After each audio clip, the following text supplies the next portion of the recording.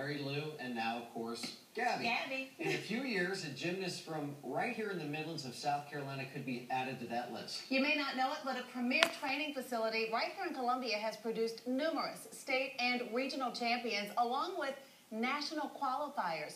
I recently visited their gym to find out what it takes to pursue dreams of gold.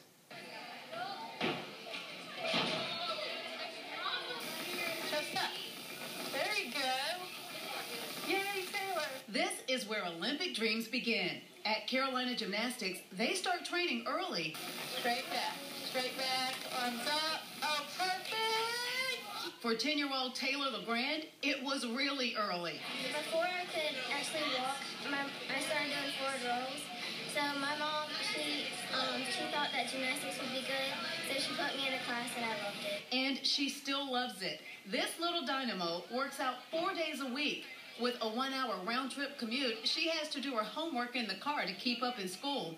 But she says it's worth it to be just like her favorite gymnast, Gabby Douglas. Because she was pretty and tall, and all of her lines were always straight. It's not just little girls here with big dreams. Carolina Gymnastics has a competitive boys team, too.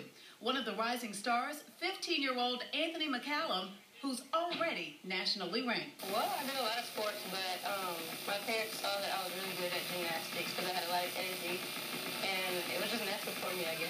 Taming the Pommel Horse is one of his best events. Anthony just returned from an elite camp where he got the attention of college recruiters, a scholarship surely in his future. It's a tough sport because it's a constant, you're constantly striving to be perfect. In a sport where dreams hang on every twist and turn, every tumble or stumble, Coach Joanne Childs says the way to develop the heart and the skill of a champion is to stay focused on the goal. I think the most gratifying thing is to see a child struggle with a skill.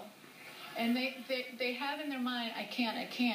And then when they do it, it's just, you could just see their whole face light up, and teaches them when, the going gets tough, the tough get going, and if they keep persevering, they're going to do well. Going to do well indeed. Can you believe that at that age? That is insane. I know. Anthony, as we mentioned, already nationally ranked. Yeah. He's 47th, I think he said, in the country. I mean, look at the jumps. I know. It is incredible. And, talking with Joanne Child, who's a former gymnast herself, she says her advice to parents, because, sometimes you hear about parents, really pushing their kids because they have these big dreams for their children. She said, let coaches coach. And parents need to be there for support. And obviously, that's good advice. Isn't it great advice? And obviously, this can be expensive. We've heard about, the training, and sometimes you have to send them off to these training camps. She tells the parents it's a worthwhile investment as long as it doesn't take food off your table. So, dream big, dream for the gold. Yes, for the Olympics, absolutely. That's crazy. Amazing. That they can do that with their bodies. I know. Yeah. Gosh, that's great. Great story.